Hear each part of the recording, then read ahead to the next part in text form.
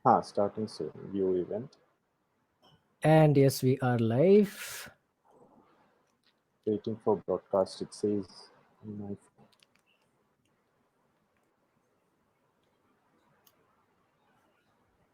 All right. Are we able to see the number of viewers here? On phone, we should be able to view event.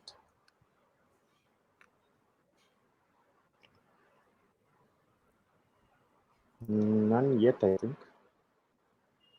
Five. Yes, We we have are five people. live. We are live.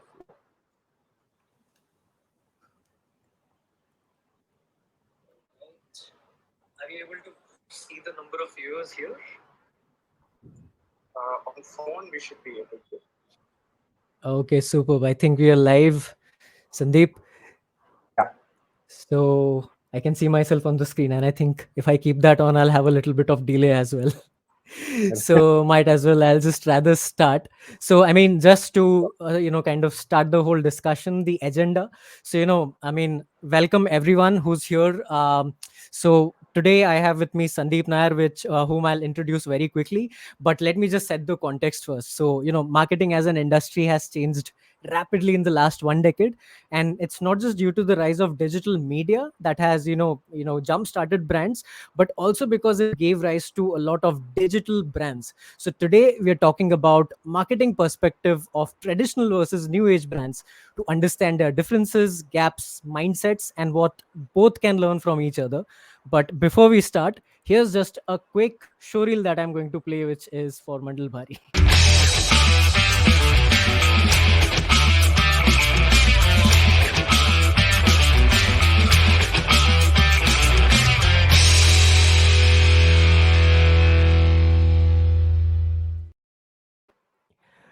Okay, welcome back. I So love the a visual. quick introduction. Sorry. I love your face in that, and then when it comes along with Mangalpari. Thank you. I'd also flex a little bit saying that music is composed and recorded by me. Oh wow, not bad. Yeah, Very I just thought of something. Anyways, quick introductions. So hi everyone. Welcome to the live stream. My name is Rahul Mandal, aka Mandal Bhari. I'm a brand communications and creative strategist, and I help young advertising professionals unlock their strategic minds.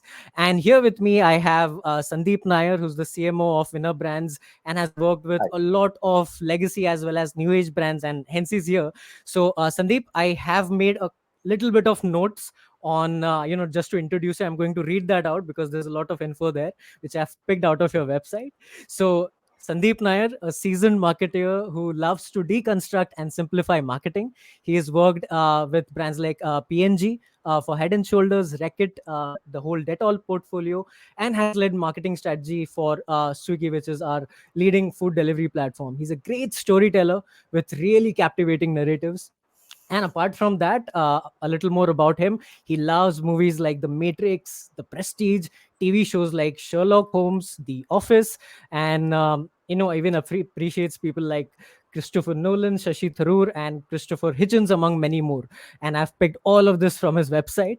So, coming to The Office, I remember that I'll have to really control myself from saying that's what she said every That's time what she there's said. an opportunity over here.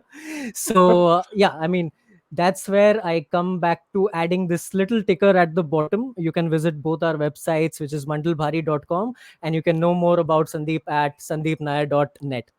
So, Sandeep, welcome to this chat. Thank you for joining me. As we said, I think I'd just like to start this whole discussion with one experience of mine.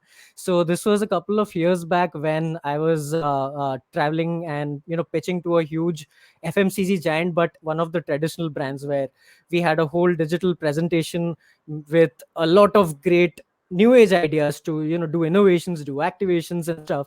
And I was presenting to a panel of different brand managers, marketing managers, and they all loved the presentation. But there was once bit of silence where they all waited, looked at each other, and they were like, Aresh, our CEO won't really approve any of these. And I was that got me thinking that all of them kind of immediately clicked and said that, hey, we are not going to get approvals. These are not activities that our kind of brand will do. And then today we have these newer brands which are doing all the kinds of crazy stuff from a marketing perspective. And hence this whole topic about marketing for traditional brands and new age brands. And I thought you'd be the best person to tell us about this whole difference, the gap, because you've been on both sides of the spectrum. So I'll start with the first question, which is, what how will we really define what is a traditional brand and a new age brand from your perspective? Sure, and thanks for having me on, Rahul. It's an interesting story that you just recounted, because it seems like almost everyone who has worked in a traditional brand, or what we call the traditional brand, which I'll come to in a moment, have Yeah, lived through these stories, right? true. I remember in Head and Shoulders, when we were trying to do a complete restage for the brand back in 2015. I was heading the project, and one of the initial ideas the agency brought to us, it was not a fleshed out big idea for the brand, but it was an initial thought starter. And that thought starter was so powerful that a few people in the room actually cried, because the agency actually showed us a quick video of how that might play out. And that video was so moving that some of us actually cried. And to me, it seemed like an absolutely great idea to start with, right?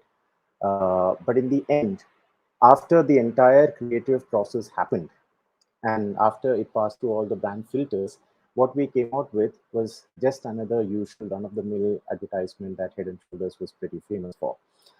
uh, and I was leading the process, right? It's not Right. like anyone else was doing it, but of course, and I had to get permission from a lot of folks, up True. higher up the food chain, and that is what caused it. But at the end of the day, I was the project leader, and it fell squarely on my shoulders, and yet still I wasn't able to bring alive the original idea, which had so much moved us, and present it in the final version. So uh, it is a fucked up process. It is to a very large extent, and that's what causes the kind of derision that's sort of inherent in the word traditional brand. And when you say traditional brand versus new age brand, somehow at somewhere it is meant to mean that the traditional brand is old, passe. It's like this behemoth in the room who can't move fast. New age brands are nimbler, they are more cool, sexier, they come out with great advertisements, communications, they have a better marketing strategy, etc. Right. Now, I don't subscribe to that belief 100%.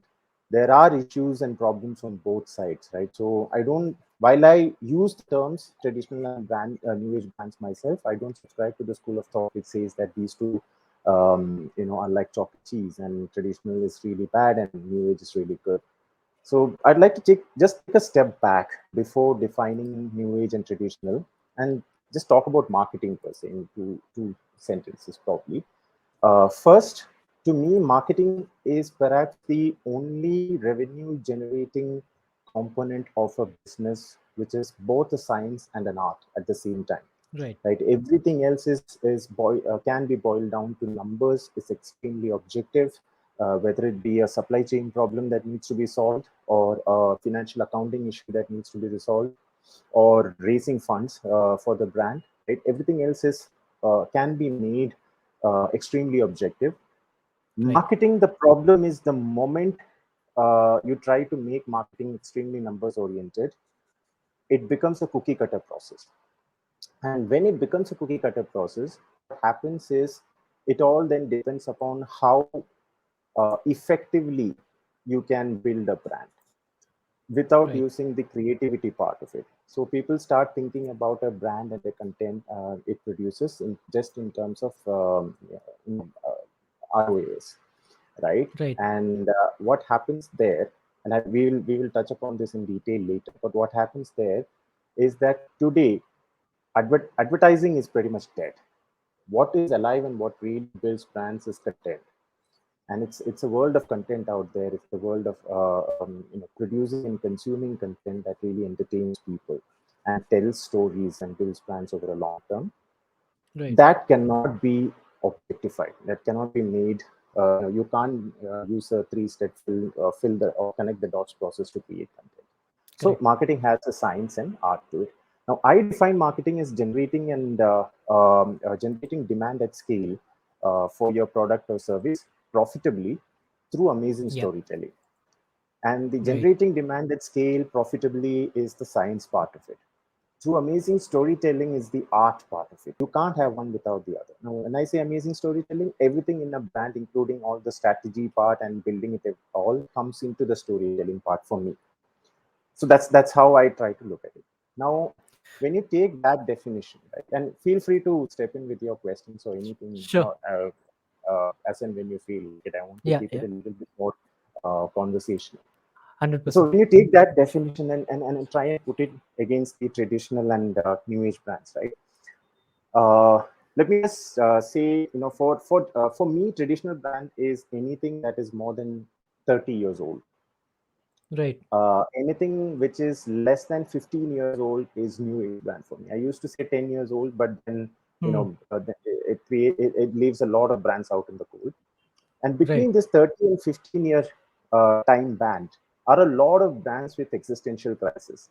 Right? They are not very sure where they are. Are they traditional? Should they be acting all serious like in their communications and in the way they interact with consumers, or should they be more new age like? So They're like late they are millennials, if I. in that sandwich generation bit. Yeah, the late millennials bit. So they're not very sure where they are in life. Now, when it comes to these three kinds of brands, right, you will notice that uh, most of the new age brands have had to cater directly to the millennials right from their Right. outset.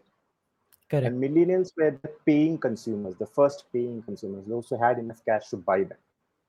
Gen Right. Zs are only coming up the curve right now. Correct. Most traditional brands faced a problem. They talked to everyone from baby boomers to all the other generations, and they sort of had to churn those people out and adopt millennials. Right. This to me has created the biggest amount of problems when it comes to communication as far as traditional brands are concerned, because you need to remember that traditional brands became traditional brands because they survived for more than 30 years, which Yeah. is not an easy thing to do. And not only did they Correct. survive, close to 60 to 70% of them managed to create brand equity that will last generations, and that is an extremely hard thing to do. So it's Right. not like they didn't know what they were doing.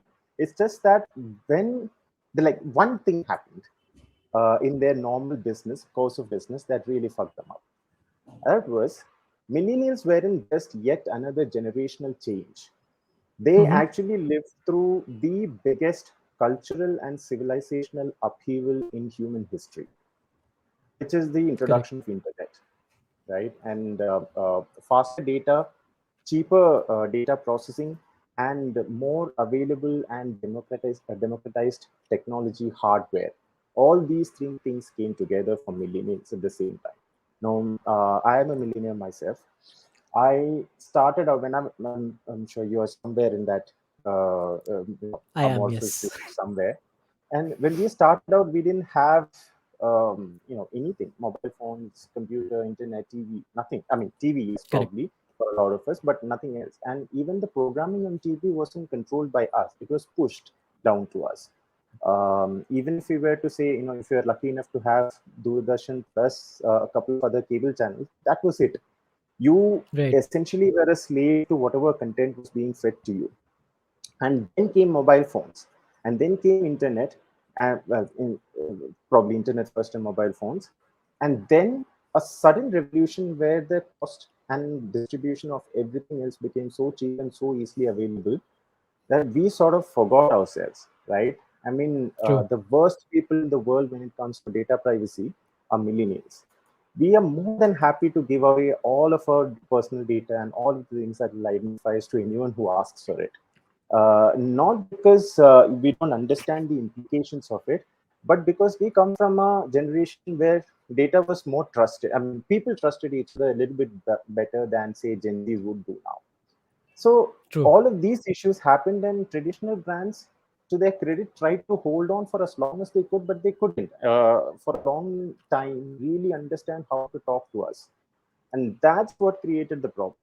So the first part of that problem, right? Millions are extremely Right. unique in that sense. We've got poor attention span. We live across two or three simultaneously. So Right. if a brand wants to talk to us, they have to talk to us quickly, say what it is that they want to say, and move on. Traditional brands never understood that lesson properly. Hmm. They were still in this range of 30 seconds to 1 minute advertisements. Let's talk, long form content, everything of that nature. It became difficult for them to control how they talk to us. Millennials, we want borderless brand experiences because we are the first generation who actually understood what, say, a Nike or an Adidas or a Timberland or a North Face is, right? A lot of us traveled out, actually felt those products, saw those products being sold in retail stores in Right. European and American countries. We took in a lot of content from the US, like Netflix or Amazon Prime, or before that, all the MTV, starting from MTV down to Cartoon Network, where we were exposed to a lot more cultures and a lot more consumerism and capitalism coming from that end.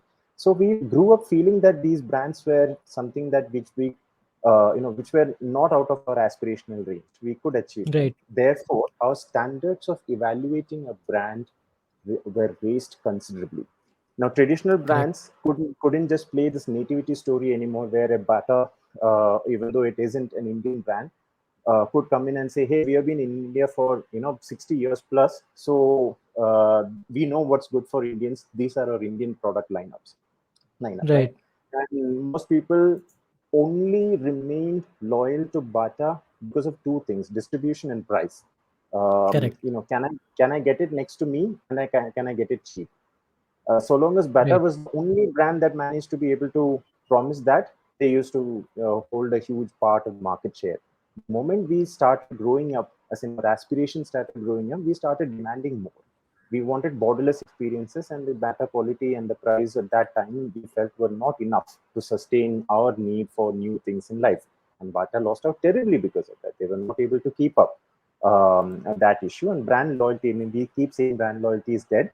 I don't think it's dead. It's just that the parameters of evaluating brand loyalty have changed. Correct. Then millennials wanted, pragmatism and instant gratification. We are the and generation. We want pragmatism. We want instant gratification. We want value and we want convenience. We want everything Right. together. And in pursuit of this convenience, we are happy to sacrifice conscious choice, right? In the sense, like, if something is available today, right now, within the next 5 minutes, I'm happy to take it instead of something better that might come maybe 2 or 3 days down the line. Right. That Absolutely. kind of innate urge to quickly get whatever you want to right at your doorstep is something that traditional brands could never understand. Jeff Bezos is famous to have said this. He was asked, "What are the insights about things?" And this is another thing we'll talk about later. What are the insights about things that will change over the next 10 years, right? How do you see the world changing? He said, I don't care about how the world will change the next 10 years because it's very difficult to actually foresee that. What I care about is how will the world not change in the next 10 years. So people Hmm. will still want cheap products. People will still want them. I mean, people will still want quality products, but at a lower price. People will still want good value. People will still want them delivered fast. Right. Whenever they order it. And he was just intent on delivering those things to consumers. So identifying those things that will not change is something that traditional brands were not able to do. Now, where will you put Amazon in the traditional versus new age on that spectrum? I don't know. I would like to say in the new age brands because Amazon is somebody, even though it's older than this 15 years time period, was able to keep themselves young at heart enough to be counted amongst that. Right. And this has, to my mind, created three or four differences which are very, drastic. What we call traditional brands before, they were tied down to a retail distribution kind of structure. They Correct. really Yes. loved their offline presence, right? Everything was like you have a factory, stuff will go to a warehouse from the factory. From the warehouse, distributors will take it and send it off to wholesalers. Wholesalers will then send it to retailers. Retailers may even send a few to a mom and pop store right next to where your apartment is. And that's how Right. the supply chain worked. People knew it by heart. They were comfortable working in that kind of environment. Everything was fine. Then came the entire D2C revolution.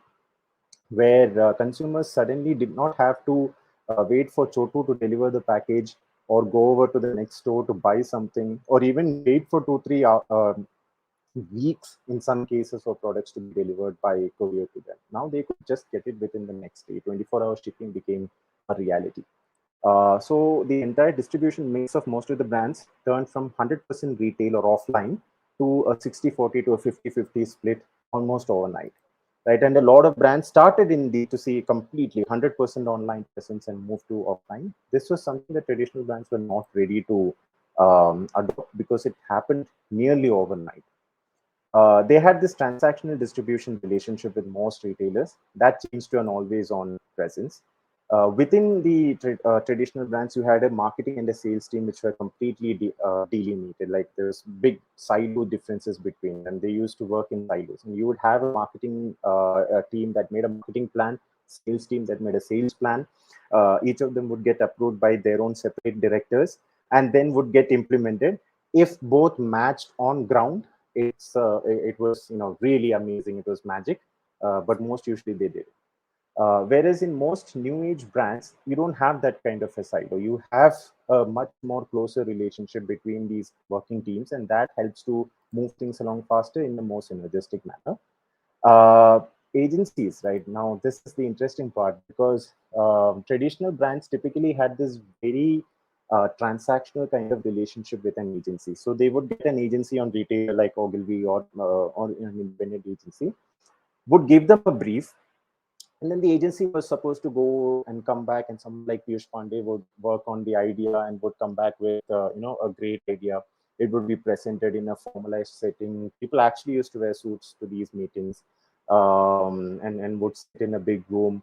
The chairman would come down, fly down for the presentation. It was all the youngest members of the marketing team, they would be terrified of attending a meeting like that, because everyone knew they would be judged. In PNG, the way it used to work was, I was an associate brand manager. There would be a brand manager who I would be reporting to. The brand manager would have a marketing director. The marketing director would have a boss who would have flown in for this final presentation. And the creative evaluation process went like this.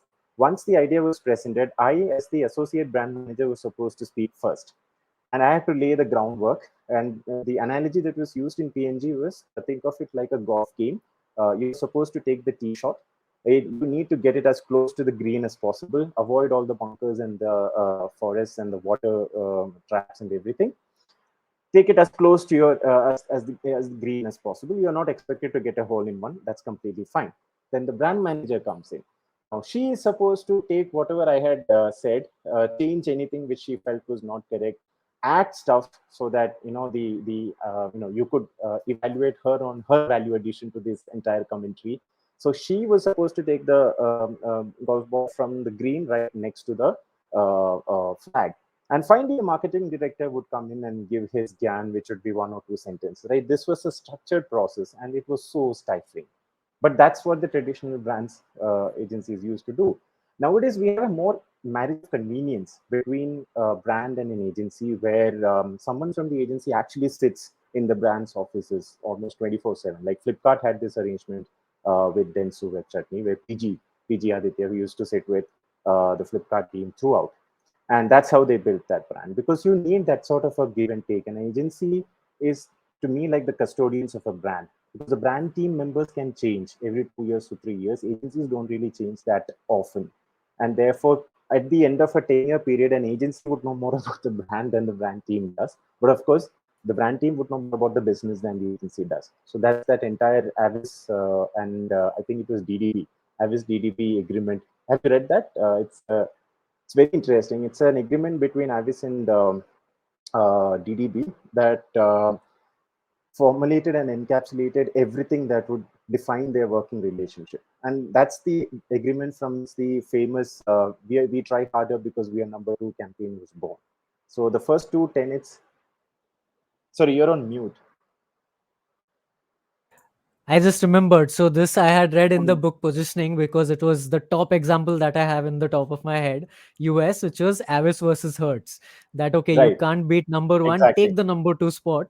And there's actually And the be in the proud about it. 20th anniversary edition, they've actually revisited and said that later when Avis tried to say that okay, no, now our numbers are bigger, we are number one, their sales went down. So it's And very weird from a perception perspective how your positioning, every bit of message that you put out, how it really affects your brand. Agreed. absolutely. Seen that. And this came about from a relationship which actually said, and the first two bullet points were this: Avis agrees that DDB will never know more about car rental business than Avis does, and then Hmm. DDB agrees that that Avis will never know more about advertising business than DDB does. This was a Hmm. mutual agreement, Very. right? This If was the only we first. were able to sign these agreements today, because it's crazy these days. No, so see, that's the thing. Um, at that time, Avis was a new age brand. It wasn't a traditional Yes. age-old brand. They were a new age brand who were fearless and Yes. could take that kind of bold risks. So everything is contextual. And finally, there's just three differences, right? One is, I think, new age brands, or rather traditional brands, have a clearer understanding of the long and short of growth. This is a very interesting concept. I'll talk about it later.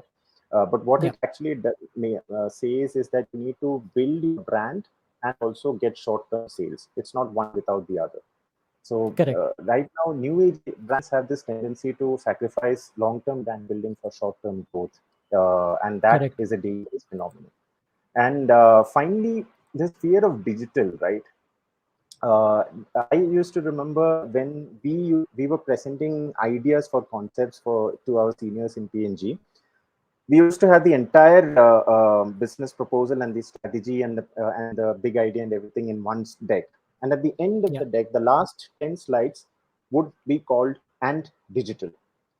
And Yes. then we would be like, okay, we will have this banner ad, and we will have this pop-up, this roadblock, and finally we Hmm. will make these changes on our website to link to Amazon. That was it. And digital was like at the very end, and most meetings we Yes. didn't even get to that slide, right? And we run out of time way before that. That is Absolutely. still how a lot of traditional agencies operate. I was approached last year by a very famous traditional brand in India. I will not name the brand, but Sure. their point was help us start a digital section in our company. Right, we want to be digital first now, so we are Hmm. going about it. We want to start a division that's purely focused on digital strategy development, ideation, and helping our rest of the brands with e-commerce. And we Right. want you to lead it. So that discussions happened for like a good 3 month period, and then Hmm. silence.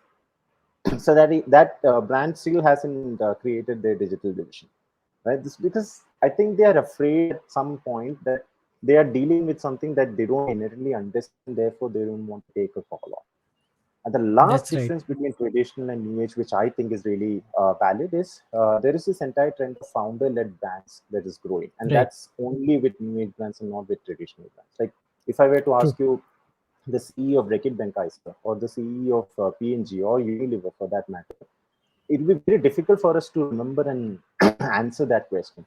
But if I were to Yeah. ask you who's the CEO of Tesla, or who's the Hmm. CEO of Ola in India, right, or Byju's for that matter, we all know them because they have been in the Yes. news for so long. They have been building their personal brand for so long. So this entire idea of founder-led brands is uniquely new age brand oriented, and that leverages a lot of this millennial internet and familiarity with internet and social media kind of a phenomenon that we are facing. So that's the long answer to your question. But the reason why I took so much time to answer that is because it sort of will answer a lot of the stuff which we find difficult to digest between traditional and new age. Right. No, no, absolutely agree. I think it lays the foundation for a lot of things that we will be discussing now. But I think two things that I can totally agree, as you mentioned, and it was a recent discussion at our agency when we were working for a brand, simply discussing how the audiences have changed in themselves, say baby boomers or millennials and today Gen Z, Right. how their motivations are different. Simply saying that the baby boomers were like people who were kind of existing in a period of scarcity, lack of opportunities, lack of, you're struggling to get proper jobs. And then for them everything was so functional that, hey, you have this problem, this product helps you.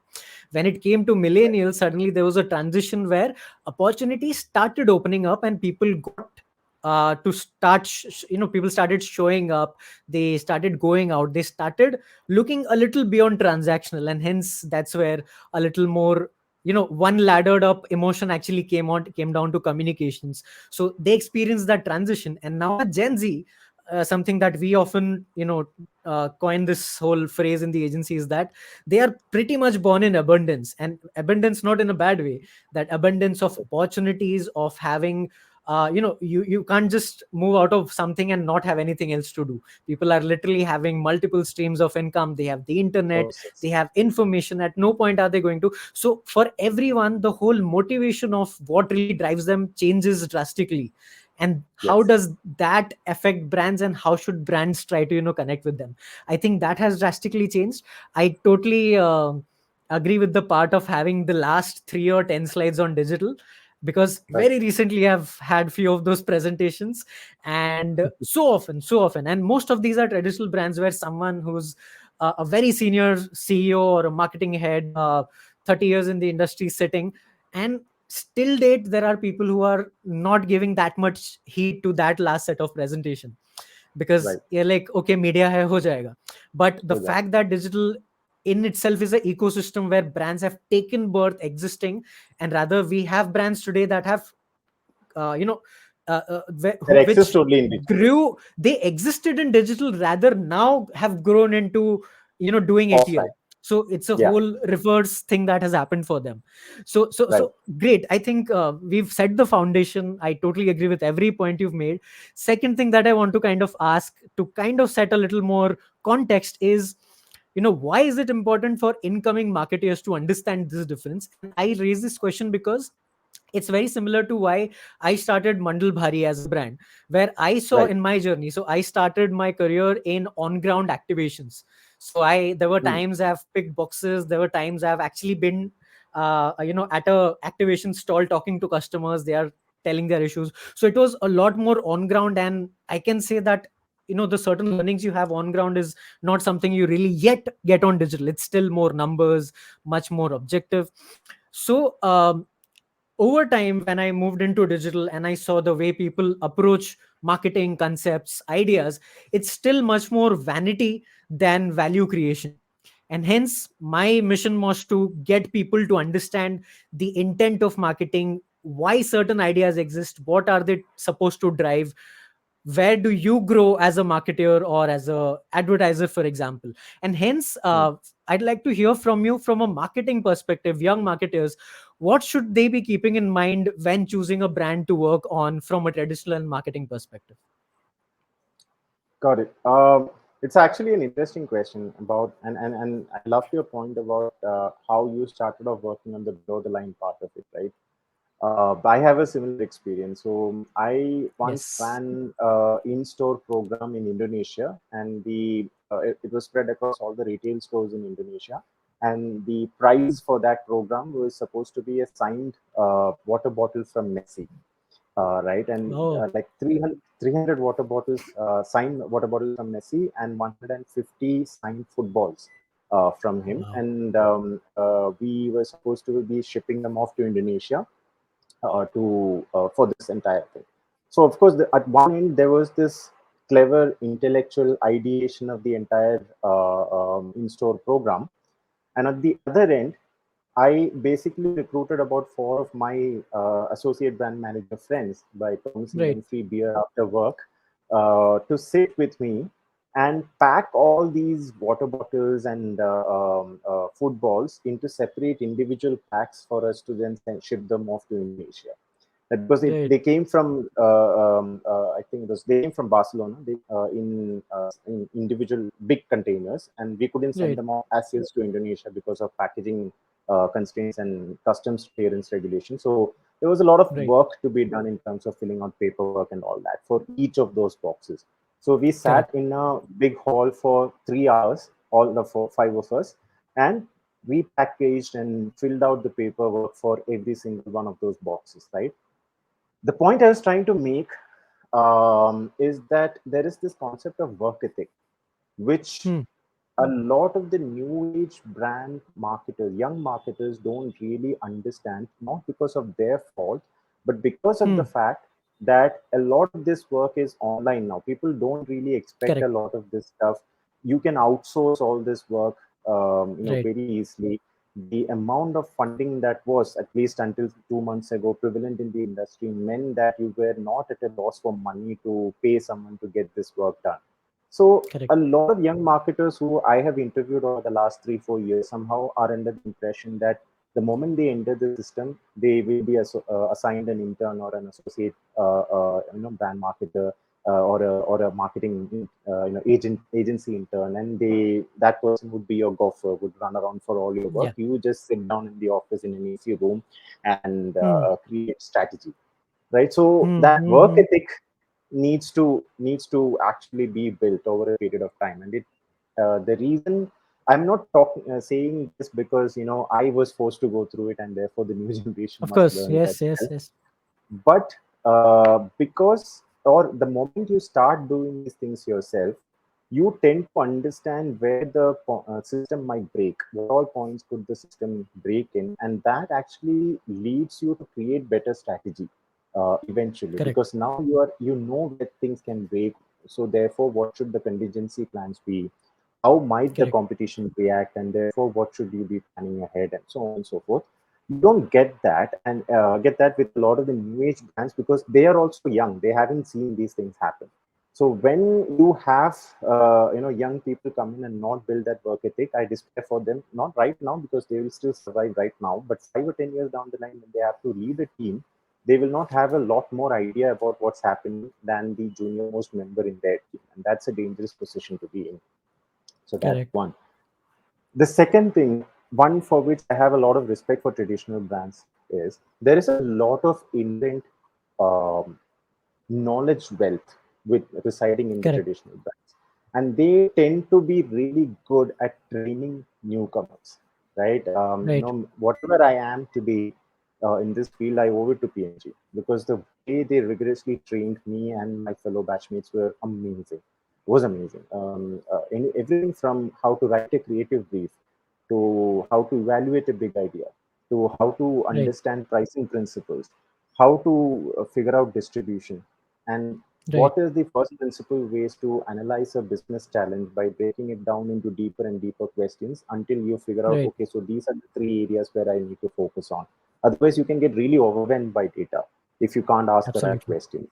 And finally, Correct. how to understand consumer insights, which is such a big mess in today's young marketers that I see. They tend to mix data, business data that comes from AppFlyer or some other attribution system. They tend to misunderstand those as insights instead of data, Yes. and that's a huge disconnect, right? I mean, I know Yes. you've written Absolutely. about it, this as well. Yes, just seeing a lot of data and saying, okay, so a lot of our users are coming from Facebook. That is the insight, Right. right? That's not the insight. That's just your data. You need to go further than that. But a lot Yeah. of founders are also encouraging this kind of thinking because they themselves are not trained in that way. And this is something which we True. try to actively avoid by teaching courses on how to create an insight mindset through winner Right. brands. We run these courses for corporations and individual folks alike, and we have gotten a lot of traction with those kind of courses, because it tells us then that there is demand for this kind of differentiation and understanding in the business. So that Absolutely. traditional brands are really good at those in training and building up a marketer from ground up. And finally, as I was mentioning earlier, the long and short of it, right? The Hmm. understanding that in order to grow a brand, you need to put on two kinds of lenses: a long-term view lens, where you grow a brand using brand marketing principles over a longer period of time, a time duration Right. which is more than 6 months. And you Hmm. also need to do sales tactical as brand building, as well as sales activities over the short term period, which will be more ROAS driven, in order to build your brand, because you need to the money that goes into brand marketing investment needs to be earned, and that earning happens when you actually start building business in the short term. Traditional Correct. brands, I think, understand this more intuitively than new age brands who tend to focus only on this 6 month duration, Hmm. and that is actually detrimental to brand building. Any founder that you will speak to, and I've spoken to a lot of founders, they all say that I want to build a brand that lasts 100 years. But my Hmm. question is, you're not doing anything to build a brand that lasts for 100 years. You will get a lot of Right. maybe 10x or 20x sales in the next 6 months because of what you're doing. But will people remember your brand in 100 years? I don't think so. But people remember Head and Shoulders. It's been it's close to 20, 75, 20, 80, 90 years now since it Right. launched. But people still know about that brand, or a Pantene, or any of those big brands for that matter, or Ariel or Downy. So that is the Right. difference. And traditional brands have a lot to teach young marketers, and that's the difference Right. that they need to learn from both, in my opinion, at least.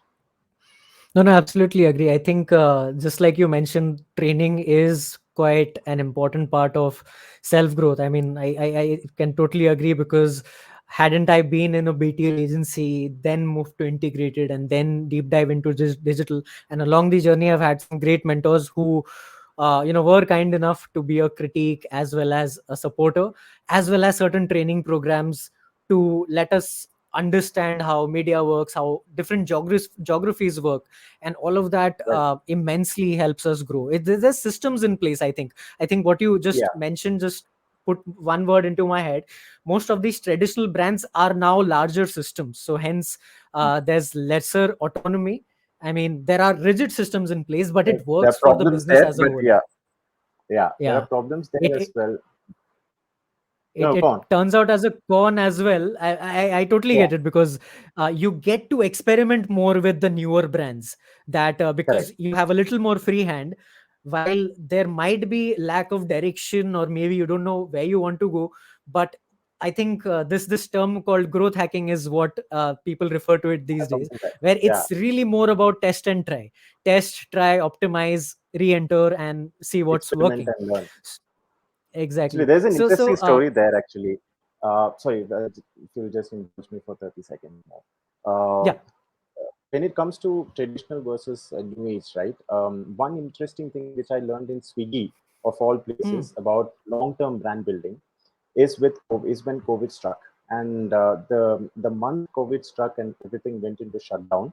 Almost 600 plus stores on Swiggy were also closed. Only about Right. three or four brands were still active. One of those Hmm. brands was the one that I was handling. It's called Homely. Hmm. Hmm. Um, we saw a 70% dip in orders per day. We call it OPD, is one of the KPIs that we tracked, and we saw a Yeah. 70% dip in that. There was one brand on Swiggy's platform which saw only a 30% dip. Almost Hmm. everyone else had their orders per day fall from 50 to anywhere between 50 and 80%. Right. But this one brand managed to hold it at 30% dip. They also fell, but only to about 30%. And that brand was Domino's, right? Hmm. I used to at least diss Domino's as a brand which could not survive this new age, health-oriented wave that was sweeping across all of our consumers. And I would Right. say that they are at the end of the day are a junk food brand. How long are they going to survive if they don't change their product portfolio and their strategic approach towards building their brand? Yeah. But I was schooled by them during this COVID break, because the moment the Black Swan event came, right, people dropped all their pretenses. This value True. generation, which I was talking about, they dropped all their Hmm. pretenses, and they decided, look, the one thing that I want to buy from outside, because my maid is not coming in anymore because of the lockdown, so and I can't cook, so I need to buy food from outside. But buying food from outside can also be dangerous now, because no one knew what COVID was capable of doing and what it couldn't do, how it spread and how it didn't spread. In Right. that situation, the only brand they sort of trusted trusted enough to buy was Domino's. They didn't care about the fact that it was junk food. It had all this processed meat. It had maida. It had whatever you want to call it.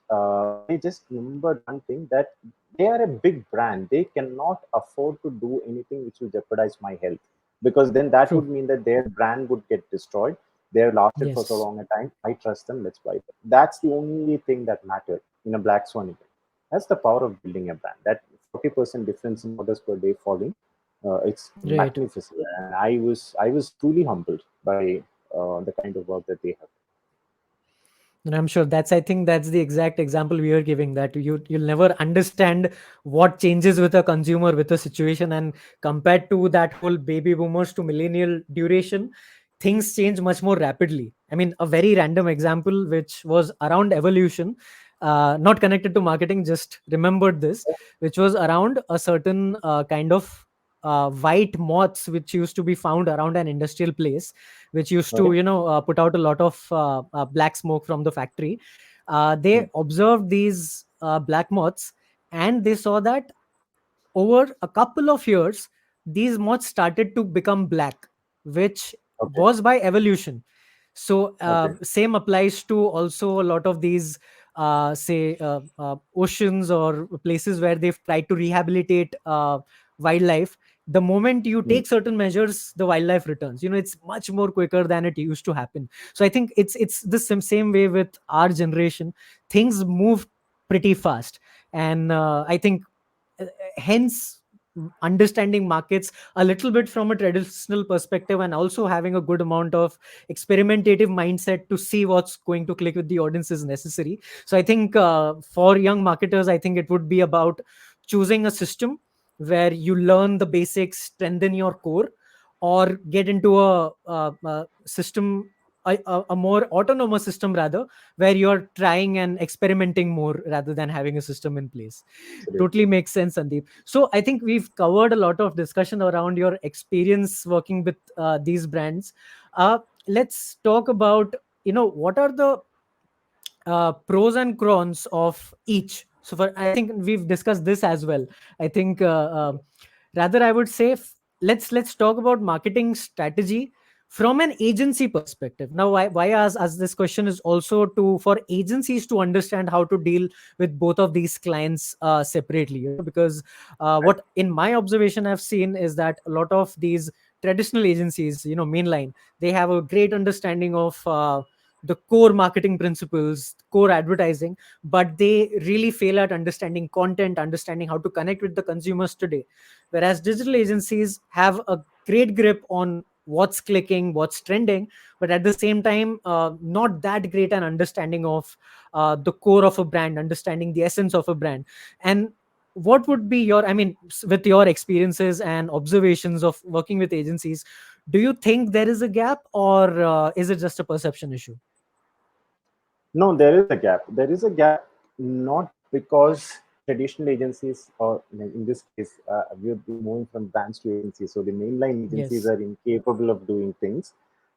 It's just that if you take your perspective of evaluation to agencies as a category, right? Then even within there is traditional and new age.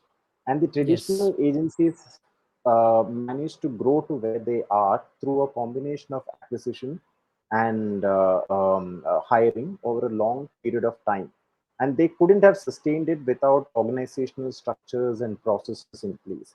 Now, Right. initially, when things were not moving as fast in the industry, these structures and processes allowed them to quickly replicate their services across categories and across brands, because now you're suddenly not thinking about a single brand. You're thinking about a category like laundry or dishwashing Yeah. or laptops or mobile Right. phones. So you need a single agency need to be able to work with multiple competing brands within that category and provide services to them.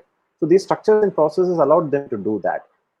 The Correct. trouble came when things started moving so fast that these agencies were not able to catch up with, and that's Hmm. where indie, small time indie agencies, which are often, very often, three people kind of a shop, Hmm. boutique agencies for that matter, were able Right. to nimbly leapfrog over this kind of structural process based silos of big mainline agencies, and close a lot of contracts and win a lot of awards during the Right. last 5 to 10 years. Hmm. That coupled with another thing, which is Suddenly you had an influx of new age brands who could not afford the mainline agencies and Right. yet wanted to experiment and learn. And these people were not afraid to do things which would work with the small with their consumers. Like in Swiggy, I ran about 130 growth experiments over a period of 1.5 years, and a lot of them were with small agencies who were hungry for work and managed to do stuff within one fourth of the budget of a big agency. Like when COVID struck, for instance, when COVID struck, I wanted to run advertisement encouraging everyone to eat homely food. It was a great Hmm. idea that had come across, but the question was execution. Who would be able to do it when everything was shut down, right? There were still some Right. workarounds, so I called up our AOR first and asked them about, gave them the idea. So that's for those who don't know, that's agency on retainer, someone who you pay every Yes. month to be with you to work with you and create your stuff. So I called and asked them up. They quoted me 4 lakhs for the entire project. I called up a boutique agency, and when I say boutique, it was boutiquest boutique. It was just one director who was working by himself, and he used to get a few Yes. interns to work along with it. That man quoted me 75,000 rupees, and the quality was amazing, right? Hmm. This is what became a bane for all the big agencies, because not because this I've had, you wouldn't know, Rahul, the amount of fights I've had by line item with big agencies from with their inflated budgets that come in for these kind of production house based work, right? I'm Everything sure. from 2 people 3 days food is 15,000 rupees. Like Hmm. Hmm. how can 2 people eat 15,000 rupees worth of food in 3 days or 2 days? So that's not because of their fault. There's a lot of unionization in production houses. There's a lot of background work that happens, which has, unfortunately, developed over a period of decades through systems and processes propagating, and that's what Right. stops these agencies from being nimble. The other bit is actually brain drain, because a lot of great strategists, at least within Indian agencies, I've not seen this issue in agencies outside India so far, Right. but in Indian agencies, at least, a lot of the great strategic thinkers left for the client side. They left these agencies and went to client side because they were being paid much more there. With Right. the Right. Right. result that there is today, I feel, and I may be wrong, but this is just based on my experience, not on Hmm. any industry consensus. There's a dearth of great strategic thinkers in the mainline Right. agencies today. And what that results in is the fact that the entire process, when it works really well, this is the way it works. A client gives a brief to the Hmm. agency, and it's not just a brief, it's usually co-created, because the agency will also understand the business challenge to some extent and work with the Yeah. client to have that brief made. Then between the creator and the client, there is a strategy group whose Yes. duty it is to take that brief and understand what is needed from an agency Correct. perspective, from a creative Correct. perspective, recraft that brief, and then show that to the creative, work with the creative to figure out what is needed by the client, and use the marketing, the communications content strategy to mold what the creatives will bring about. Today Right. you have got that link is that today the link that you have got over there is extremely weak. So what Hmm. happens is that there's usually a mismatch of ideas and direction between the client and the initial creative within the agency. And mainline Correct. agencies, and not the independent agencies. Mainline agencies are extremely protective of their creatives. They won't let the Hmm. creatives talk to the agency, the client, until at the last presentation. So the client is Hmm. not supposed to talk to the creatives, which I think is, in some cases, it's a good idea, because a lot of brand managers think they are quite creative, and a lot of marketing directors think they're extremely creative and Hmm. come up with creative ideas which they would love for their brand, which obviously would be a disaster if it were put into practice. So agencies did a good thing by sort of making these two things separate and putting a buffer zone between them. The problem Yeah. is that that buffer zone was supposed to add some value to the process, and that value is not being added now, which is a big difference between big agents, mainline agencies, and boutique agencies today. Because boutique agencies are usually the co-founder or someone in that partner in that boutique agency would be a strategist. There would be a creative Correct. guy or girl and the strategist who would be working together to lead that brand. And in your case, you sort of combine both, right? And True. that kind of thinking is important, and it is rare. So that's a huge the second difference that I see between these two relationships. And the other one is the rise of in-house agencies. Right, a Hmm. lot of brands. So I talked about the transactional relationship between agencies and traditional brands. That has Yeah. evolved into a more of a marriage of convenience between agencies and new age brands today, where they work a lot more together. There's a lot more give and Right. take. There's a lot more room for errors and creation and all that. And yet it's still not enough, right? Because as an agency you're probably able to devote only 40% of your time to one account, or 20% of Right. time to your one account. If it's a really well paying account, you will create a separate team and section division for that account Correct. within your org. But Yeah. nowhere will an agency be able to give 100% of its focus and effort to any client, because then that Correct. would mean you are just dependent on that one client for your survival. If that client tomorrow ups and gives the True. contract to someone else, you're fucked. So, True. from a client's perspective, it's a lose situation. An agency's perspective, it's a lose situation, because now agencies' creative ideas are also being spread across multiple categories, multiple brands. That was okay if you were a really Yes. big agency, but if you're a small one, it's a really tough thing to pull off. And the client needs someone to obsess over their brand 24/7, which they're not going to get in this marriage of convenience situation. So that's when the new age brands, primarily, not the traditional ones, because they are still bound by global agreements with a lot of the agencies. Right. The new age brands decided, hey, why don't I just build an agency within my own company? I mean, at the end of the day, an agency has a creative director, it has a strategic director, then there will be copywriters, there will be all the entire gamut, which you will know better than I do in terms of all the functions that operate within the agency. Why don't I hire one each of all of these people and set up an Right. in-house studio, right? Buy a few Correct. software, like, or license them out, and give them a separate space. Swiggy has a separate studio, in-house studio. Yes. Everything was completely self-contained. Zomato has it. Almost Yes. all of the really well-funded startups today have that. And the reason why Danzo they as well. went that Yeah. Dunno as well. Yeah, Sai is was leading that portion of their business for a long time. So Correct. what that did is actually take this entire concept of an agency client handshake relationship and dissolve it completely. Now the agency became a paid member of the client, Hmm. right? So eventually, the advantage of this is that at a cheaper rate for the client, you will have someone who's obsessing over your brand 24/7, and it will be faster. Since they are only focused on your brand, you don't Right. have to fear that the ideas will go off brand or off equity or anything like that. The Right. disadvantage is that now you have taken the one thing which agencies were really useful for, which were really well known for, which is bringing that outside perspective into your brand's creative Right. ideation. Now you've got the same issue as your marketing director creating his own ideas, right? It's a group think all the way. So True. that's the danger. So and most brands try to solve for it by keeping the in-house studio separate from the marketing division, in the, like, literally Hmm. physically separate on different floors and Understood. different, and they have their own culture going on in there and all that. But Yes. Yes. there's only so much you can do. Agreed. No, I think agreed with that, because I was discussing this bit about having an in-house social media and creative team.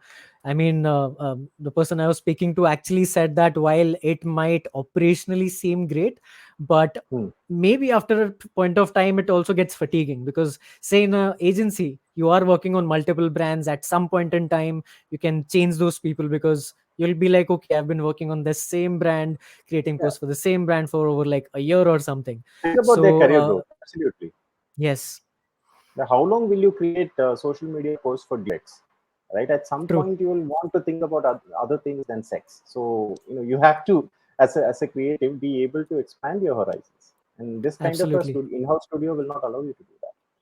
True, true. And no, I completely agree, because Sandeep, I'll tell you, this was one of the things I said to one of my teachers when I was coming out of my MBA.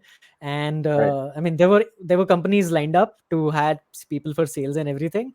And I was trying very desperately to apply for agencies. So this one professor comes and says that you have an MBA now. Why do you want to be in an agency? And my Hmm. first response to that was, I don't want to stick to just one brand. It'll get very boring for me. So Right. it's a Right. whole different, I think it's difficult. I would say it's rather a con on my part, where I'll say that my motivation really lies in working towards solutions for, say, Hmm. at least multiple brands, where Hmm. it is more about the strategy, more about the advertising side of things. But it is a big deal, much more, I would say it is a long process. Brand managers, people on the brand side, are not just thinking ideas for, say, okay, ye ad kar lo, ek chala lo, and we'll see. It is really thinking long term, saying that, okay, I will build this brand to something which, creates a legacy, like you said. Look at all of those smaller details, and there's way more learning towards the business side of things, the marketing side of things. So pretty different, no pros and cons there, but I just reminded me of my own story, that from an advertising enthusiast perspective, it might Right. just get boring to just create content for one brand over time. Absolutely. Agreed. Absolutely. So great. So we've spoken a lot about all of these concepts. Now I want to get to couple of case studies, one from a traditional brand, so, and Hmm. one from, say, a new age brand. So I mean, you've Hmm. been on PNG and Reckitt. Tell us about one case study in either of these brands where the marketing strategy gave you an edge, and how the team or you guys approached marketing strategy in this company. And then tell us about one example of marketing strategy for Swiggy. Hmm. Uh, so the marketing strategy example for Reckitt, right? This is actually to do with pricing, and that's the Hmm. fun part of it. There's a lot of people think about in the four P's when they think about marketing strategy, right? And yet Yeah. that can make or break businesses. So this is a really interesting example from Belgium. So when I Hmm. joined Dettol business in Reckitt, I was operating out of the UK offices, and one of the first problems that I had to solve was to decide whether automatic hand wash dispenser system that we were selling in Belgium had to be scrapped or Hmm. not. Okay. The background, the context of this entire problem was that Dettol had developed a automatic hand wash dispenser mechanism and a refill. So what it did was it looked exactly like a small tap with a small spout, right? A tank with a spout. Right. You just needed to hold your hand underneath it. There was a sensor which would sense your hand movement, and a small blob shaped for amount of liquid hand wash would be dropped onto your hand, and you could wash Right. your hand. The idea was Yeah. you didn't need to touch anything, so that mean Hmm. hygiene. So on paper, this was a great idea. The concept had been qualified in the sense like there was a concept test that happened with Hmm. Kantar, and Kantar had returned great scores, and the product had gone into the market.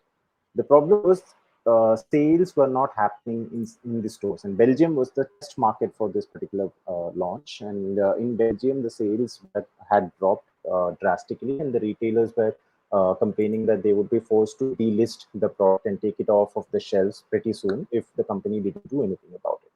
So, Right. as far as Dettol is concerned, is just another experiment that typically may not have worked. So they were only too happy to pull it off the shelf and bring in and replace that in free space with more selling products. But then Right. it was given a problem. They asked me like, is it solvable? Can we solve it? If not, we will remove it. That's fine. Yeah. So we went and checked by actually going to the retail stores and looking at what people were doing within the stores, Hmm. right? And this is part of that work ethic thing which a lot of new age brands don't really understand because it's B2C and they don't really need to do mystery shopping any longer. Right. But what we saw in the stores really surprised us because the system was being bought by a lot of consumers. So it came as this device and a free refill that was given along with it. And Right. the refill Right. would run out in a month. After the refill ran out, that lady who used to do the shopping for the household would come back to the retail store, and she would then start checking the hand wash aisles for a refill. The refill was priced at 3.49 euros, and she would Hmm. go to this shelf and she would check for the refill. She would, like, with people all over the world, they would take the product, flip it over, and look at the retail price at the written at the back. It would be £3, €3.49, and in UK it was £3.49. She would Hmm. keep it back on the shelf. she would look at Dettol hand wash refill, the normal refill that used to come in pouches, which was stacked Yeah. right next to this. She would flip Hmm. it over and would see euros 149, as in 1.49 euros. Hmm. It's the same amount of hand wash refill, the same product, but just because this was supposed to be a refill that went into a automatic hand wash dispenser, it Automatic was machine. priced at 3.49, and the normal hand wash refill, those hand pump kind of stuff, was priced at 1.49. This was the problem Hmm. because Dettol had tried to recreate the what's called the Gillette model in subscription service, which Hmm. is Hmm. basically you sell in that whatever device you have to sell in the hardware. It could be a shaving blade, it could be automatic hand wash dispenser, it could be a printer. You sell that in at a cheap initial one-time payment price. Then you make your money off of the multiple refill purchases that the consumer would make on a Right. regular basis, right? Gillette's refills are extremely horrendously expensive. And that's where companies like Dollar Shave Club and Bombay Shaving Company have made a killing, right? They brought in both at a cheap price. And in this Correct. case, what Dettol wanted to do was recreate that subscription service. They didn't realize that hand wash is a lot less involved category than the rest of Correct. the, these kind of big time activities. And male products anyway are more costlier. So she would come in, the shopper would come into the store and forget that she had a sunk cost, which is Hmm. actually the right way to look about it from a behavioral economics point of view. She Right. would say, okay, I don't, I bought that device for so much money, but that doesn't matter because if I'm going to lose money every time I purchase a refill for that damn machine, I would rather not do it. Let me just buy Hmm. this normal hand wash refill pump and go back home with it, and I would have made a €2 saving.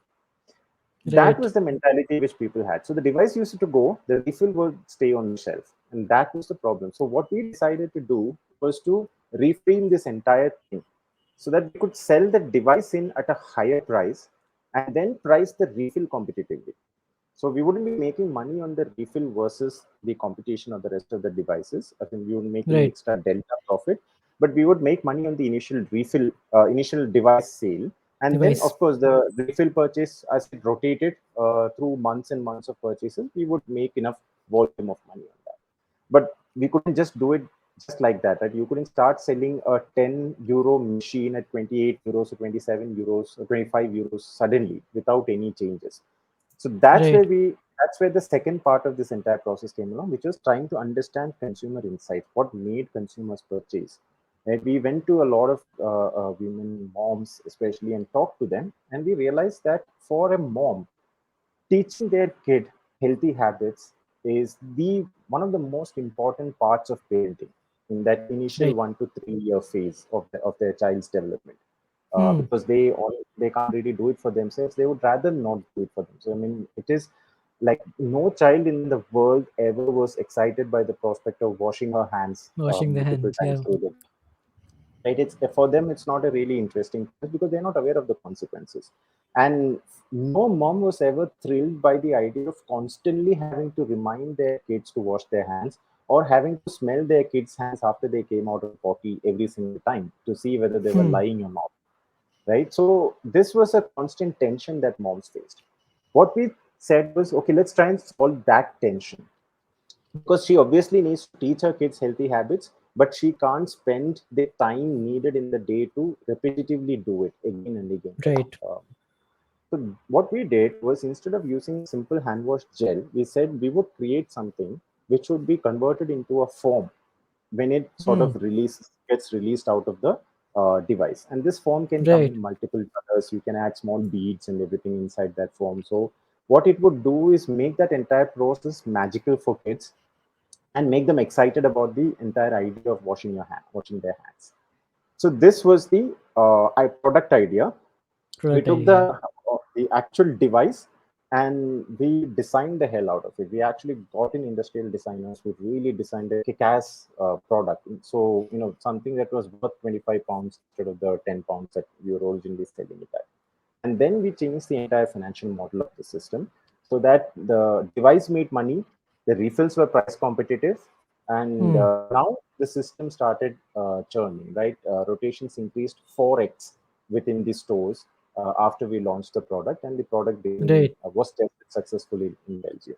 So the issue there is there was nothing fancy about communication or advertising or digital marketing that needed to be done there. Hmm. It was a simple pricing problem. But that's also part Right. of the marketing strategy about how you think about a product or a service holistically. So that is and a traditional brand, right? No, it's not a new age brand. Hmm. So this Absolutely. tells you about the need to actually go back to the fundamentals every single time and start asking these questions from a first principles basis. When you have a major issue, it's not very often that you will be able to do that because this requires you to disassociate yourself from the monthly business review pressures and the weekly reports pressures and the need to constantly give updates to your bosses. But when you can do it, it's worthwhile doing it. So now, Absolutely. and that's the traditional brand example. Yeah. No, I think from the traditional example itself, I'll just take a minute because we've had a couple of comments come in. Kind comment from Sonia Kurana, where she's mentioned that one of the differences she feels with traditional brands, especially, is that they come with a baggage of legacy and now want to target young millennials and Gen Z increasingly, but are not quick to adapt to new age media and formats, which I absolutely Hmm. agree. How do you Right. suggest they be influenced to pick up pace? Now, that's something. How do you Hmm. influence a traditional brand to start evolving into the next stage? Any thoughts on that? Yeah, there is only one way to do it: show results, right? Hmm. And the problem that happens there is, in order to show results, you need to get work done quickly. You need to move fast to the market, and that often flies in the face of a lot of systems and processes that have been built up within the organization, for better or for worse, Right. over years or decades, right? So uh, Absolutely. the answer is very simple: show results. The question is, how do you actually get a slow moving elephant to quickly show results? Hmm, uh, hmm, hmm. one solution I have, and I'm not saying this is the only solution, but one solution Yeah. I Yeah. have and which I've seen work is to create pods within your organization, right? And these pods will be self-contained units who will work Hmm. like some sort of special operations team for one particular issue of the brand, right? So if the Got it. question is, okay, fine, you have got a traditional brand and you have got, say, some part of it which is not working. Maybe the distribution is really, really bad in Hmm. Andhra Pradesh and Karnataka, or for a Right. traditional FMCG brand. Or if you look at Right. a B2B SaaS product, your the biggest issue problem that the consumers are saying is that they can't understand how your product operates, right? Correct. Which is one of the critical requirements for a B2B SaaS product client to convert. Typical example, yes, let's get more educational content out there. Let's see how the conversion improves and all that. But if it's a traditional company, they will all there will be all sorts of systems and processes in place which would hamper that movement. So what to do is create a team of, say, 3 or 4 individuals who Hmm. understand the issue, understand the assignment, so to speak, the problem, and how best to approach it. Then have them report only to the CEO or the CMO or the VP growth or whatever. They Got it. should report only to one person. They should bypass all the individual Hmm. approval systems and processes in place. They should have a Right. direct line of connect to the CFO for all Hmm. approvals or budget and money. They should have Yeah. a fixed time period in which they are supposed to solve the problem, and they should be relieved of all other duties, right? And this is a Makes drastic sense. approach, and I'm suggesting it only because this will create proof of concept faster than Right. anything else in the organization, and more importantly, it will unshackle these people from the traditional systems and processes within the organization. And once a pod proves a proof of concept, then what will happen is, actually two things will happen. One, a lot of the people in the organization will feel threatened, Hmm. that this thing happened, so what does this mean? Will my job be will my job go away? So a lot of people will Yeah. start trying to actively sabotage it. So there you need someone like the CEO to come in and put her foot down, saying, hey, Hmm. this is a decision which we are taking in order to move our brand into the new age. Right. This does not mean that your job is under threat. What this means is that the way you approach your job might need to be changed. But once this proof of concept works, if it works, then I will institute those changes in accordance with how best to move our brand around. So the CEO needs to protect the code from any sort of political or budgetary interference and let it run Right. its course. That is the only way to get a big company, a traditional company, to move into new age fast. That absolutely makes sense. I think it would be a brave move in itself for a lot of traditional agencies to give it a try. But I think it is that one result that people see. And I say this because I've seen certain such examples, won't name brands, but there were people who've made statements around things being temporary, don't get really results, and then you try one new thing, and it really blows up for you, and then you're not able to even connect the dots, and then maybe it, to some extent generates curiosity. You say that, okay, let's try out something else as well. So I think that's a Yeah. great thought. So we've discussed the case study for traditional. Now let's talk about Swiggy, or a new age example of approaching marketing strategy. Uh, this is how we approached creating a understanding value proposition and creating a positioning statement for Homely, which was a home style foods brand, right? This is Right. not the reason I chose this was because the process was very traditional, applied in a new Hmm. age company. That example about the pricing issue in Reckitt was actually a very new age process applied in a traditional company. This is the exact Yes. opposite of that, but with Swiggy. Right? So typically, what used to happen before I started the marketing division department in private brands, and I should probably make a clarification that I was the first marketer hired in the private brands division for Swiggy. Swiggy has a Hmm. separate private brands division which Yeah. runs along with its cloud kitchen operations, and I was the Right. person who was hired as the first hire in marketing. I set up the entire marketing department there for private brands. And one of the first tasks I had to do was to figure out what Homely as a brand was. Homely was supposed to be Hmm. just home style meals brand. I don't know if anyone has Yes, ordered from Homely before. Uh, I oh, have. awesome, I awesome! love. Thanks, man. Yes. I love you. I mean, there is that I have sense of ordered from Homely a lot of times, so I know the oh, brand. brilliant. Oh, brilliant, brilliant. Because for a marketer or for a product owner, for a product manager, anyone, right? I mean, actually meeting someone who has paid money to buy what you were building is it's a different feeling. Absolutely, I get it. Um, having put that aside, so the question was that we used to face internally, and there used to be half an hour to 45 minutes to even an hour long debate on whether we should sell Maggie with Homely or we should Hmm. sell Ruafsa with Homely or not. Because the question was, say, it's a homestyle meals brand. I understand that, Yes. but a lot of households in India do make Maggie in the house. Right? It's supposed to be a food that you buy from outside. It's supposed to be not home style in some sense, but Hmm. a lot of mothers buy some Maggie and keep it. So Yeah. 4 baje jab bhook lagi ho, so make some Maggie. Or sometimes on a Sunday morning for breakfast, you don't really the mom or the maid or the dad who cooks doesn't want to spend time to make anything. So and if the kids want food, just cook up some Maggie. So Maggie is an ever-present brand in most of the households, in most of the tier one Yes. households. Should that be sold as part of Homely, which is a home style news brand? And you always have some sort of juice or the other at home, or it could Yes. be buttermilk. Something will be there at home. Ruafsa was just an example, or Tang is an example. Hmm. So should we include that in Homely? But then it's not really cooked at home. So what does home style mean? Became a big question. Do you cook it at home? Do you make it at home? Do you buy and keep it at home? And people used to argue for hours together. So for the Right. first job was to try and understand what the brand stood for, and this is a basic fundamental exercise which almost all brands have to make at some point, right? Initially, and Right. preferably before the brand scales up. So the way we went about it was to actually go and talk to the consumers first.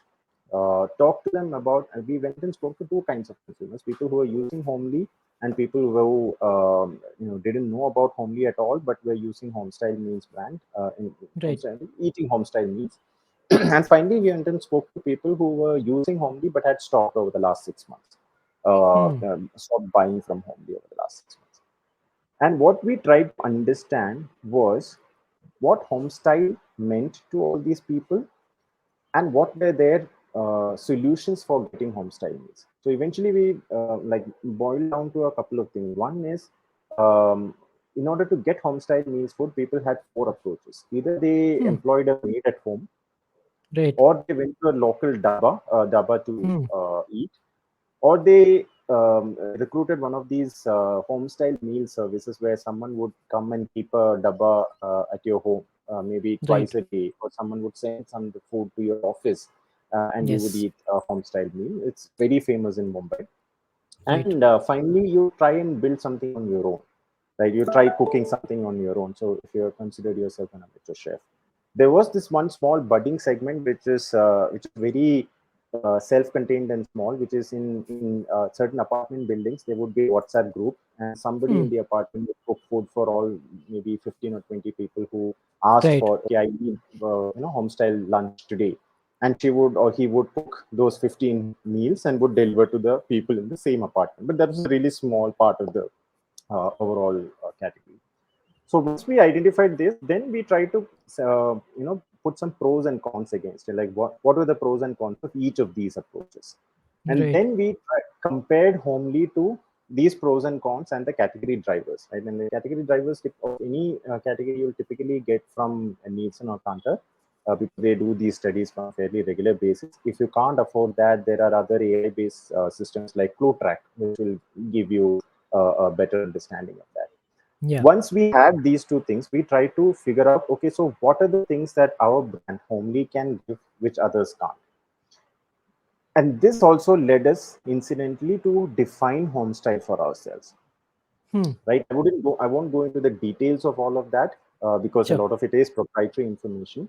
But what it eventually boiled down to, and what is helping drive the communication and oral strategy for Homely today, is the fact that we realized the only way to position Homely was the second best alternative to mom's food, Hmm. and that was the positioning that came out of our understanding of the value proposition that Homely brought to the table. And this helped us to internally set a lot of guardrails in place about what the Hmm. product will or will not do. So that Right. sort of resolved the question internally about whether Ruafsa should be there or whether Maggie should be there, and all sorts of things, right? Now, this is the or positioning that the brand wanted to take, like second only to mom's food. That positioning can lead to creative ideations, creative ideas. That's not a brand manager's forte. That's not what a brand manager ought to be doing. That's the creative agency who comes in and helps with that, the strategist and the creative ideation folks, the creatives. So this is how we approached a typical business or a marketing strategy problem from a new age brand perspective, but using age old methods of going and talking to the consumers first and then flowing things from there. This is what I wanted. I wanted to make that contrast clearer between traditional and new age. It doesn't Right. matter. Marketing remains the same between traditional brands Yes. and new age brands. What matters is the approach. Yeah. No, so I agree because I'll tell you, you had mentioned the moment you mentioned homely, and I instantly remembered that a lot of times, and as an insight, this might help. So whenever we are ordering food, and my wife's like, "You want to eat something, but I don't want something really masaledar." You go to all of Right. these other places, you'll see food which has bright color and it's red, and you almost know that it's hotel food, Ajinomoto. for example. Ajinomoto, Yeah. for example. Exactly. Exactly. And she'd say that, okay, I don't want to cook today, you don't want to cook today, but I want home like food which is a little, not very loud, Light on the and stomach. light on the stomach. And there was a huge role of the visuals also. You'd go on to homely, and specifically, dabba garam under homely, and you Right. slide through it and you see that the representation of it is also very homely. That ऐसा बहुत Right. it's not made to look very aesthetic. For example, very simple. You see Those are matar all well paneer, or thought out decisions. Those all came yes. from the positioning. Absolutely. No, so I now get the whole process of how everything from the brand taking certain decisions of what food to make, how to price it, as well as how to represent it to the audience, all really come together to really create that perception with the audience. I think that's a great example. additionally, because it's not necessarily one of the big brands everyone knows, but how Right. positioning at every small business level also works. I think that's superb. So And we out of do a lot all of of this this, with Winnerbrands actually, for really small brands who have just gotten their Series A funding or are bootstrapped and trying to figure out where they right. are today. Sandeep, just give me 1 second. I think I have a audio disconnect issue. 1 second. Sure, sure.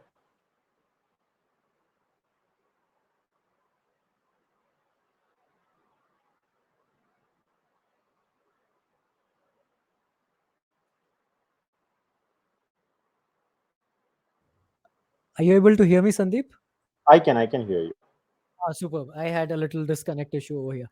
Okay, great. So I think we've discussed most of it, and hence I think I'd come to one of my last questions, which was, what can these two learn from each other? What can traditional learn from new age marketing strategies, and what can new age brands learn from traditional ways of working? Hmm. Uh, so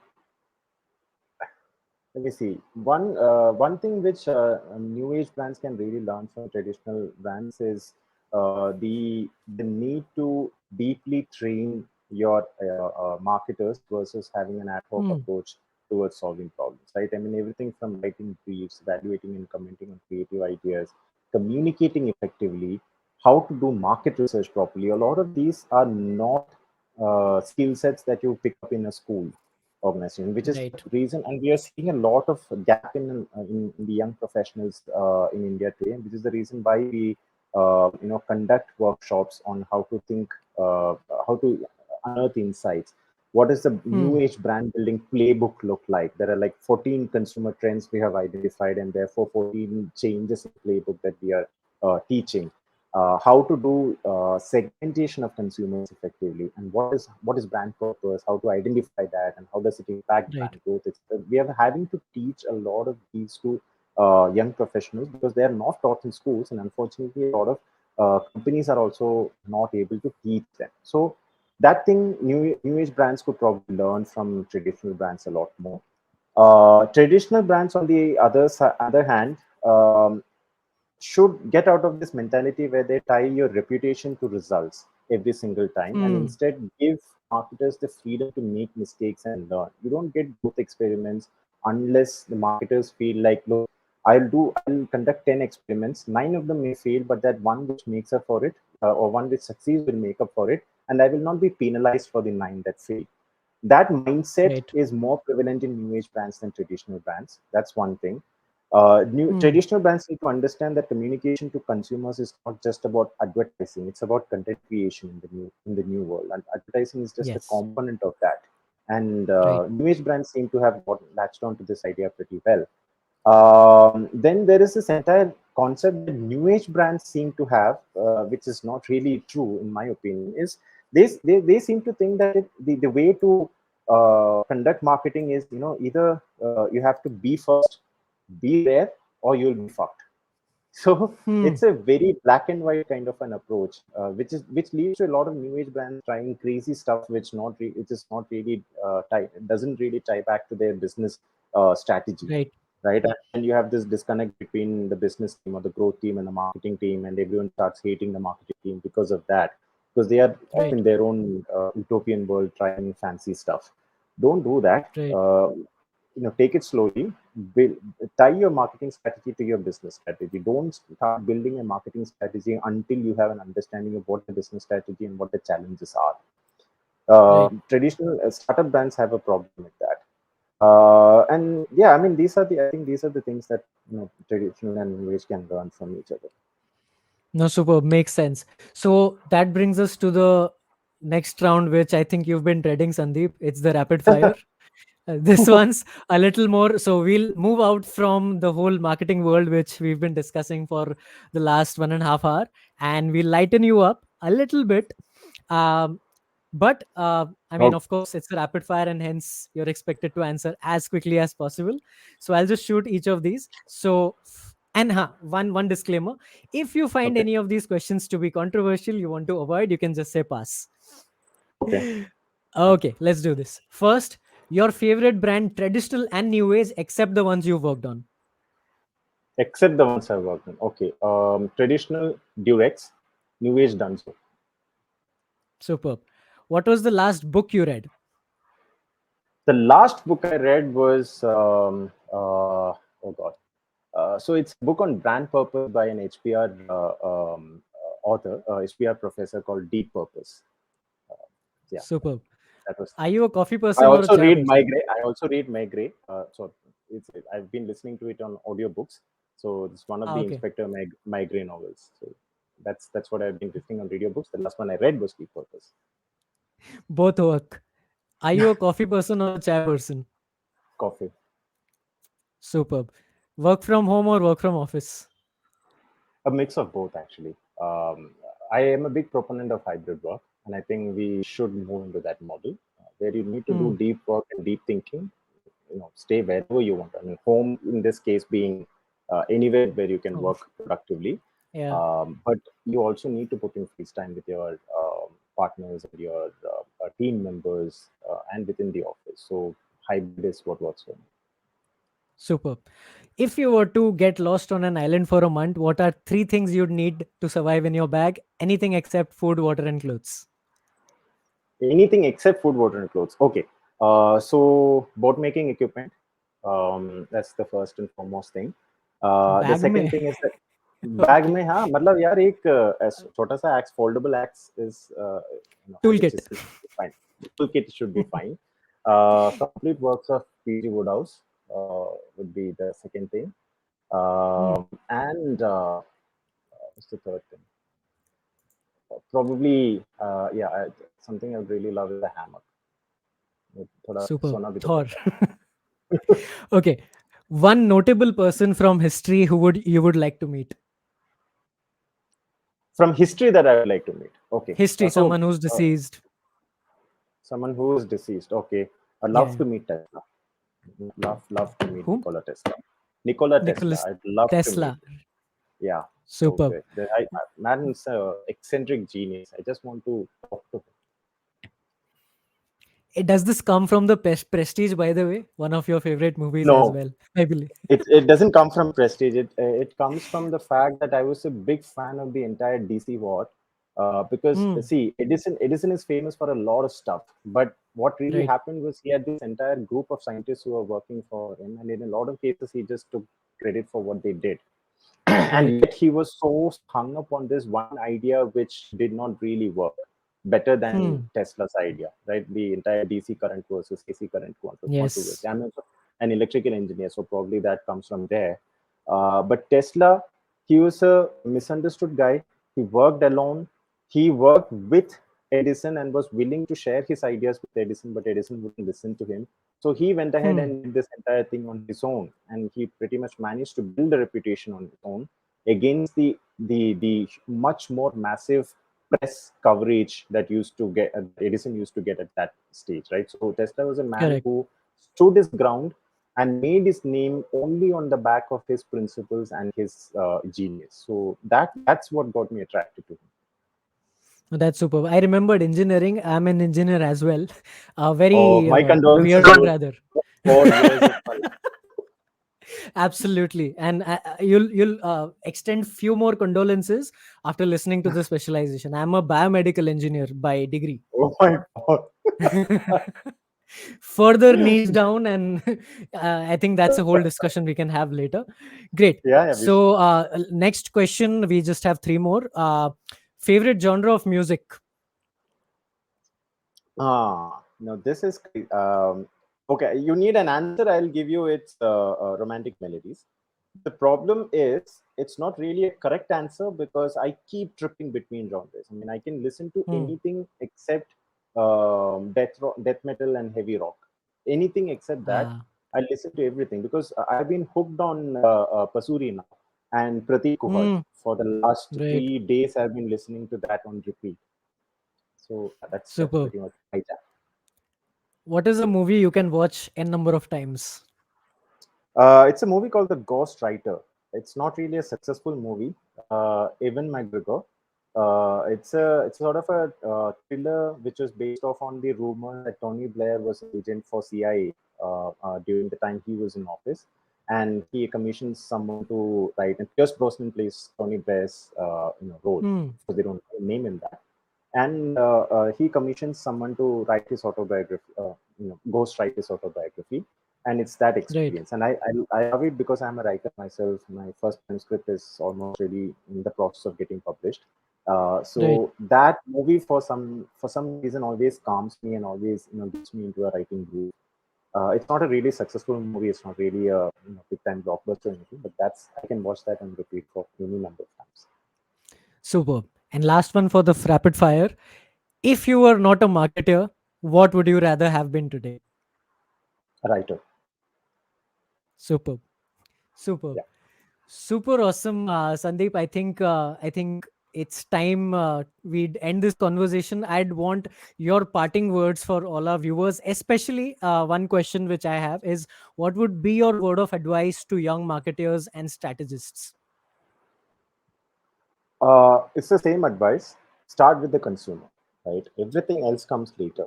I understand your consumer first. This has also been the reason why I found my calling in marketing. It's an interesting story which I've spoken about in a video of mine on LinkedIn. You can Hmm. go to my LinkedIn profile and view that. And we don't have time, so I'm not going to go into that story right now. But the fact is, whether you're a marketer or a growth hacker or whatever you want to call yourself, any fancy title, every single ideation and every single piece of work that you do should start with your consumer. And Right. that is the one single idea, one single advice that I can give. No, that's superb. I think that makes most sense because no matter what kind of audience you're speaking to, what time or what year, I think the consumer will be at the heart of marketing always, and I think Absolutely. that's great advice. So If you want to sell your thank you, product, Sandeep. Yes, you always want to sell your product, be out there, and make sense to your consumer always. So it's always yeah. great to also get on ground, understand them up close, not just through data on a screen. And I think that's some superb advice, Sandeep. Thank you so much for joining me on this session. Thank I you for think having me, Rahul. It's been an absolute pleasure. it's been a pleasure. Thank you for inviting me.